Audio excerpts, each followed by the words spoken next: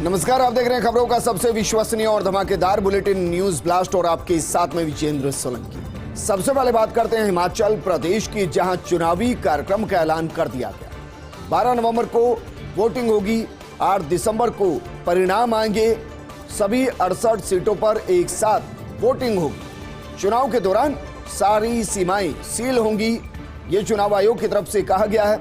55 lakh voters अपने मताधिकार का इस्तेमाल करेंगे। शाम 5 बजे से सुबह 6 बजे तक कैश वैन नहीं चलेगी, यह भी चुनाव आयोग की तरफ से कहा गया है।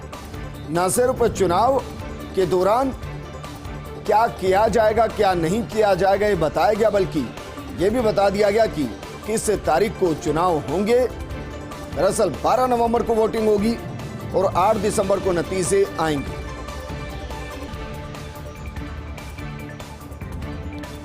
तो हिमाचल में आचार संहिता लग गई है। 12 नवंबर को वोटिंग होगी, 8 दिसंबर को परिणाम वहां आएंगे। 68 सीटें हैं और सभी 68 सीटों पर एक साथ चुनाव होगा। 17 अक्टूबर को गजट नोटिफिकेशन जारी किया जाएगा। नामांकन की अंतिम तिथि 25 अक्टूबर है, यानी कि 25 अक्टूबर तक नाम भरे जा सकते हैं। नामांकन की जांच 27 अक्टूबर तक जारी रहेगी। उम्मीदवार 29 अक्टूबर तक अपना नाम वापस ले सकते हैं। 12 नवंबर को हिमाचल में एक ही चरण के अंदर वोटिंग होगी, यानी 68 सीटों पर एक साथ चुनाव संपन्न कराया जाएगा। इसके बाद 8 दिसंबर को मतगणना के बाद नतीजे घोषित होंगे। राज्य में चुनाव प्रक्रिया पूरी करने की अंतिम तिथि 10 दिसंबर है। हिमाचल चुनाव को लेकर चुनाव आयोग की प्रेस कॉन्फ्रेंस। मुख्य चुनाव आयुक्त राजीव कुमार मीडिया से रूबरू। स्वतंत्र निष्पक्ष चुनाव के लिए चुनाव आयोग प्रतिबद्ध है। निष्पक्ष चुनाव हमारी प्राथमिकता है, ये भी चुनाव आयोग ने कहा। चुनाव में लोगों की भागीदारी बढ़ाना हमारी प्राथमिकता है। नए वोटर का ख्याल रखा जाएगा। शांतिपूर्ण चुनाव संपन्न कराना हमारी प्राथमिकता है। नामांकन तक नए वोटर जुड़ सकेंगे। कोविड प्रोटोकॉल के साथ चुनाव होगा। पोलिंग बूथ पर दिव्यांगों के लिए खास इंतजाम किए गए हैं। 80 साल से ऊपर के बुजुर्गों के लिए खास सुविधाएं होंगी। 80 साल से ज्यादा उम्र के 1,82,000 वोटर हिमाचल प्रदेश में। कुछ पोलिंग बूथ महिलाओं द्वारा संचालित होंगे। वोटिंग के लिए 2 किलोमीटर से ज्यादा दूर किसी को भी जाना नहीं पड़ेगा, यानी जो भी वोटिंग स्टेशन होगा वो 2 किलोमीटर की रेडियस में होगा। हिमाचल प्रदेश में चुनाव की तारीखों का ऐलान और तारीखों के ऐलान के साथ मुख्यमंत्री जयराम ठाकुर ने कहा कि चुनाव तारीख के ऐलान का स्वागत करता हूं। विधानसभा चुनाव की तारीखों के साथ हम तैयारियों में जुटे हैं। प्रभावी ढंग से विधानसभा का चुनाव होगा।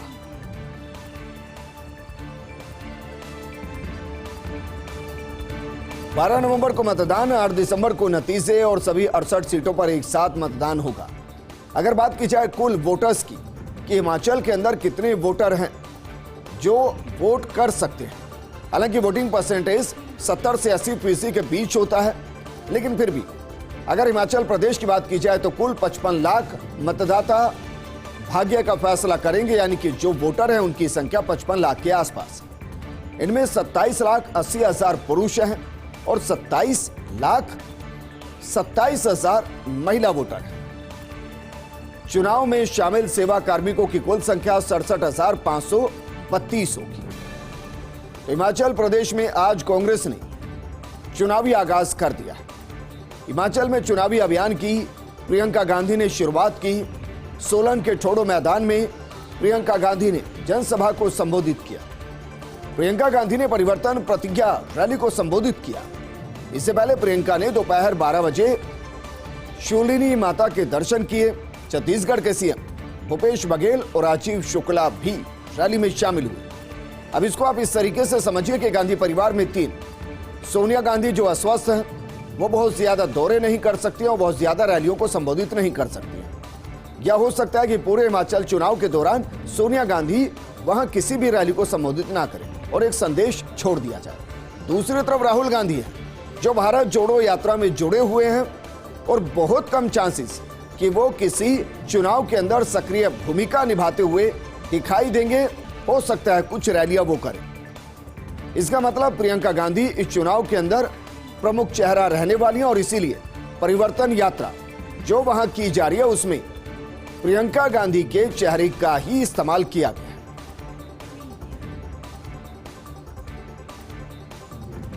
वहीं हरियाणा में पंचायत चुनाव के दूसरे चरण का ऐलान कर दिया गया। दूसरे चरण में अंबाला, चरखी दादरी, गुरुग्राम, करनाल, कुरुक्षेत्र, रेवाड़ी, रोहतक, सिरसा और पानीपत में चुनाव होंगे। जिला परिषद और पंचायत समिति के लिए 9 नवंबर को चुनाव होंगे। सरपंच और पंच का चुनाव 12 नवंबर को होगा। नामांकन प्रक्रिया 21 से 28 अक्टूबर तक चलेगी।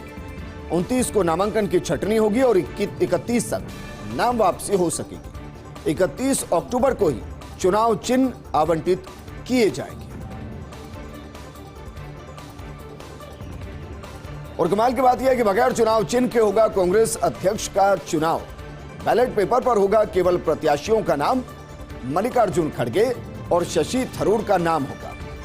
बैलेट पेपर पर सिंबल का प्रयोग नहीं किया जा सकता। 2 प्रत्याशी ही होने के कारण ऐसा नहीं किया गया।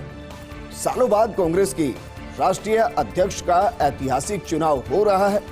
मल्लिकार्जुन खड़गे, जिसके साथ तमाम कांग्रेस के वरिष्ठ नेता खड़े हुए हैं। दूसरी तरफ शशि थरूर, जो कह रहे हैं कि कांग्रेस में अगर बदलाव लाना चाहते हैं तो फिर उन्हें चुन लिया जाए। हालांकि उनके साथ बहुत ज्यादा वरिष्ठ लोग नजर नहीं आ रहे और इसको लेकर उन्होंने नाराजगी भी जाहिर की। उन्होंने नाराजगी इस बात को लेकर जाहिर की कि हम दोनों प्रत्याशी हैं और हम दोनों पार्टी के लिए ही प्रत्याशी हैं, तो कम से कम जिस राज्य में जाएं वहां दोनों से व्यवहार एक जैसा होना चाहिए।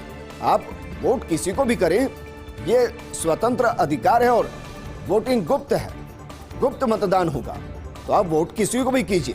लेकिन हम दोनों ही कांग्रेस के नेता हैं और दोनों ही राष्ट्रीय अध्यक्ष के लिए चुनाव लड़ रहे हैं। कम से कम जिस स्टेट में जाएं वहां इस तरीके से व्यवहार नहीं होना चाहिए कि मल्लिकार्जुन खड़गे के साथ बेहतरीन व्यवहार और शशि थरूर के साथ व्यवहार करने में कंजूसी की जाए। और अब बात करते हैं ज्ञानव्यापी केस में वाराणसी कोर्ट के फैसले की। वाराणसी कोर्ट ने नहीं दी कार्बन डेटिंग की अनुमति। शिवलिंग की कार्बन डेटिंग नहीं होगी। वाराणसी कोर्ट ने हिंदू पक्ष की याचिका खारिज की। जज A.K. विश्वेश ने सुप्रीम कोर्ट के ऑर्डर का हवाला दिया। सुप्रीम कोर्ट ने शिवलिंग को संरक्षित रखने का आदेश दिया था। सुप्रीम कोर्ट के फैसले के चलते वैज्ञानिक जांच अब नहीं होगी। फैसले के मुताबिक कार्बन डेटिंग नहीं हो सकती है, जज ने कहा। जज ने कहा कि तथ्यों के साथ कोई छेड़छाड़ नहीं हो सकती। कार्बन डेटिंग से नुकसान का खतरा, और सुप्रीम कोर्ट जब पहले ही कह चुका है कि डिस्प्यूटेड जमीन को यथास्थिति के तौर पर रखा जाए, कोई बदलाव ना किया जाए, तो कार्बन डेटिंग का फैसला पक्ष में नहीं दिया जा सकता, क्योंकि कार्बन डेटिंग के लिए सैंपल जुटाए जाएंगे और सैंपल अगर जुटाए जाएंगे तो मूल स्वरूप के साथ छेड़छाड़ की जाएगी, जो सीधे सीधे सुप्रीम कोर्ट के आदेश का उल्लंघन होगा। और बात करते हैं एक राहत की खबर की। हालांकि ये राहत की खबर आपके लिए कितनी राहत लेकर आई ये बताना मुश्किल, लेकिन भारत में महंगाई दर कम हुई है। अगस्त के मुकाबले सितंबर में महंगाई दर कम हुई है। सितंबर में 12.41% से घटकर 10.7% महंगाई दर रही। अगस्त में 12.41% थी महंगाई दर, सितंबर में घटकर 10.7% महंगाई दर हुई।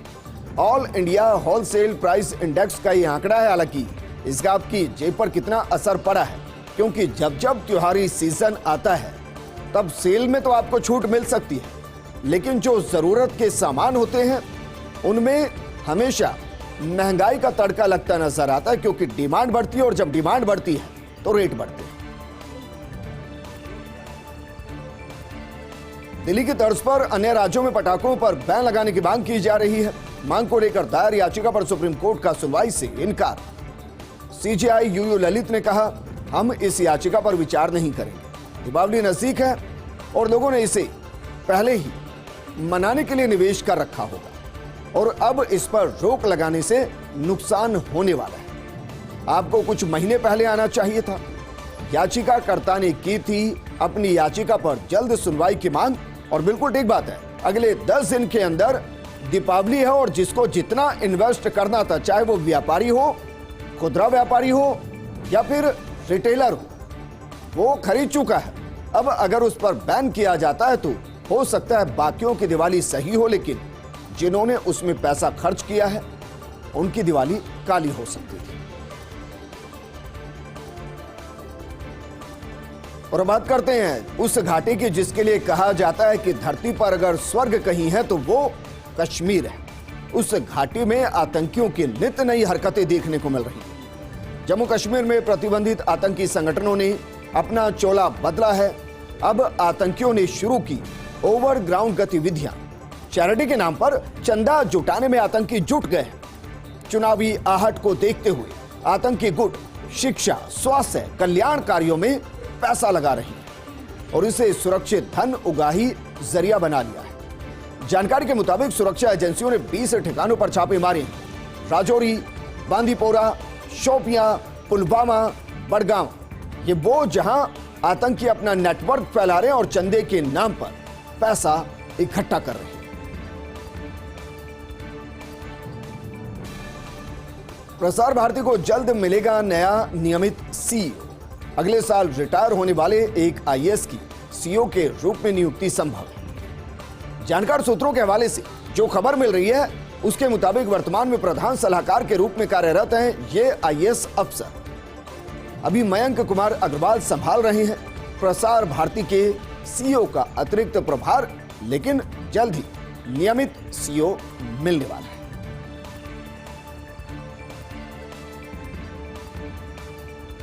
वहीं कठिन आर्थिक हालात के बीच चमकता सितारा Bharat. IMF MD Kristalina Georgieva ने भारत को बताया एक बेहतरीन चमकता हुआ सितारा। उन्होंने कहा कि इतने कठिन समय में भारत की अर्थव्यवस्था तेजी से आगे बढ़ रही है और यह विकास ढांचागत सुधारों पर टिका है। 2 दिन पहले आईएमएफ के मुख्य अर्थशास्त्री पियरे ओलिवियर ने भी जमकर तारीफ की थी। भारत की बढ़ती विकास दर को बताया था अनोखी मिसाल। विज्ञापन का स्वागत है। असम के मुख्यमंत्री हिमंत बिस्वा शर्मा की सुरक्षा बढ़ाई गई है। केंद्र सरकार ने प्रदान की सीआरपीएफ की Z+ श्रेणी की सुरक्षा। अभी तक शर्मा को उत्तर पूर्वी क्षेत्र में मिली हुई थी Z श्रेणी की सुरक्षा, लेकिन अब पूरे भारत में Z+ श्रेणी की सुरक्षा प्रदान की जाएगी। सुरक्षा बढ़ाए जाने को लेकर केंद्रीय सुरक्षा एजेंसी ने सिफारिश की थी। अब असम सीएम की सुरक्षा में हर वक्त तैनात रहेंगे 50 कमांडो।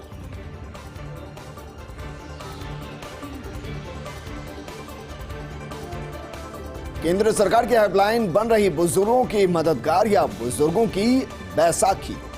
हेल्पलाइन नंबर 14567 से मदद मिल रही है। बुजुर्गों को सामान्य जानकारी से लेकर भावनात्मक समर्थन दिया जा रहा है। इसके अलावा विधिक राय तक निःशुल्क उपलब्ध करवा रही है केंद्र सरकार। 55 साल से ज्यादा आयु के लोग सुबह 8 बजे से रात 8 बजे तक कॉल कर सकते हैं। राजस्थान में हेल्पलाइन राजधानी जयपुर में हो रही संचालित। राज्य में 18 मई 2021 से संचालित हो रही है ये हेल्पलाइन। अगर अब तक की बात की जाए तो 15,000 से ज्यादा वरिष्ठ नागरिकों की मदद इस हेल्पलाइन नंबर के जरिए की जा चुकी है।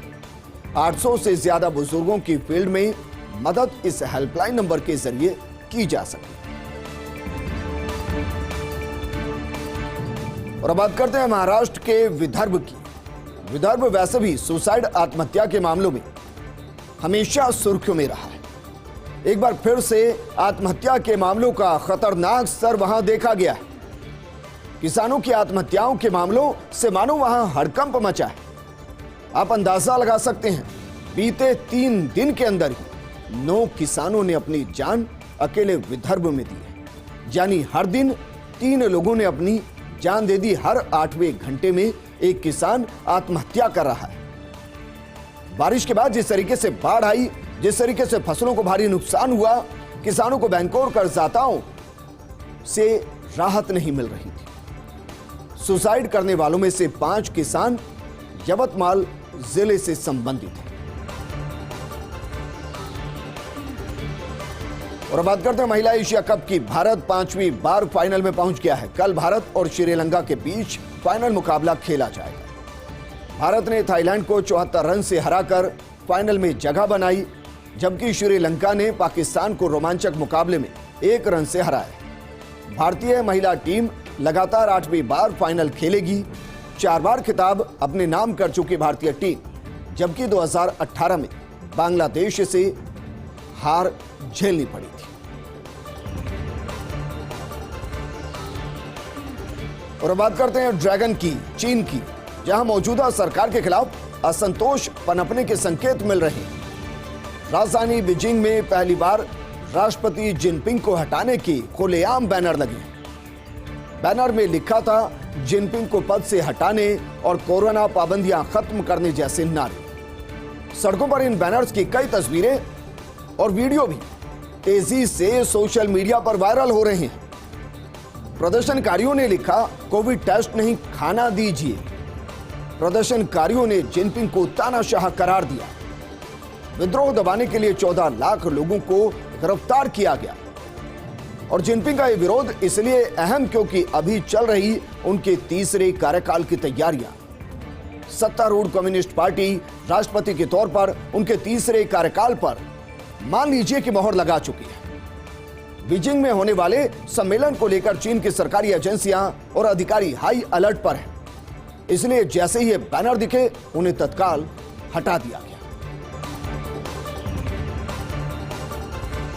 और अब बात करते हैं इंटरनेशनल बेइज्जती वाले उस देश की जिसकी बेइज्जती हर दूसरे दिन होती है। बात करें पाकिस्तान की। कमाल की बात यह, पाकिस्तान ने फिर बेइज्जती करा दी। अमेरिका में वित्त मंत्री इशाक डार के सामने चोर चोर के नारे लगे। अंतर्राष्ट्रीय मुद्रा कोष की सालाना बैठक में हिस्सा लेने अमेरिका पहुंचे थे डार। इस दौरान वो जैसे ही एयरपोर्ट पहुंचे, एयरपोर्ट पर लोगों ने उन्हें घेर दिया और एयरपोर्ट पर उनका जो स्वागत किया गया, वो स्वागत किया गया चोर चोर के नारों के साथ और खुलकर उन्हें झूठा कहा गया। घटना का वीडियो भी सोशल मीडिया पर जमकर वायरल हो रहा है। दरअसल पिछले महीने मरियम औरंगजेब को भी करना पड़ा था विरोध का सामना। उस दौरान बात लंदन की थी। मरियम औरंगजेब लंदन यात्रा पर पहुंची थी। कमाल की बात यह कि वो सूचना मंत्री हैं पाकिस्तान की, लेकिन उनको यह सूचना नहीं मिली कि जब वो लंदन एयरपोर्ट उतरेंगी और लोगों के बीच जाएंगी तो उनके लिए भी चोर चोर के नारे लगे थे, झूठ के नारे लगे थे और अब डार साहब के लिए लगे हैं। कमाल की बात यह है कि इंटरनेशनल स्तर पर जाकर जो अपना स्तर पाकिस्तान के नेता देखते हैं और फिर उस स्तर को जब अंतर्राष्ट्रीय लोग देखते हैं तो फिर यही कहते हैं कि पाकिस्तान बेचारा करे तो करे क्या। जहां पहुंचता है, जैसे पहुंचता है, बेइज्जती कराकर ही वापस लौटता है।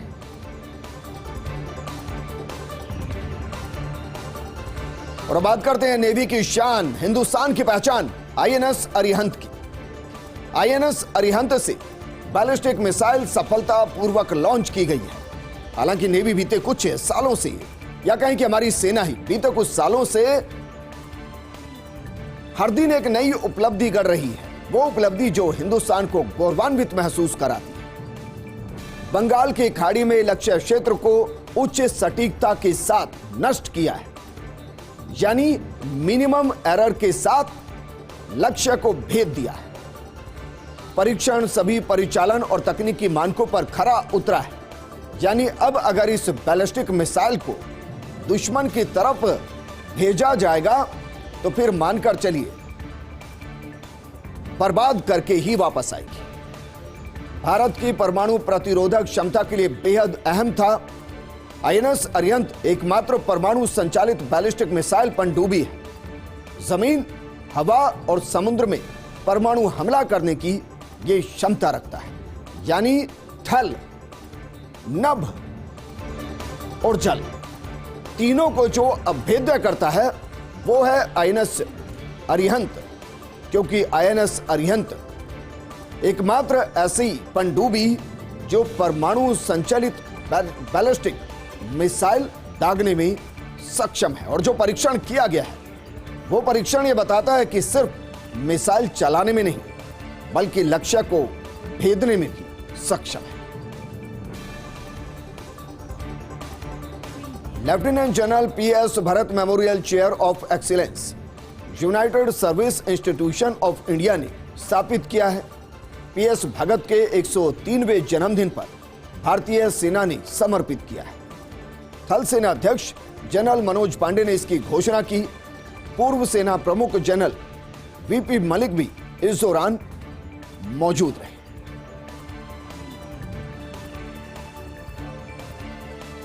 इस बुलेटिन में फिलहाल इतना ही, लेकिन आप बने रहिए फर्स्ट इंडिया न्यूज के साथ क्योंकि खबरों का सिलसिला लगातार जारी है। नमस्कार।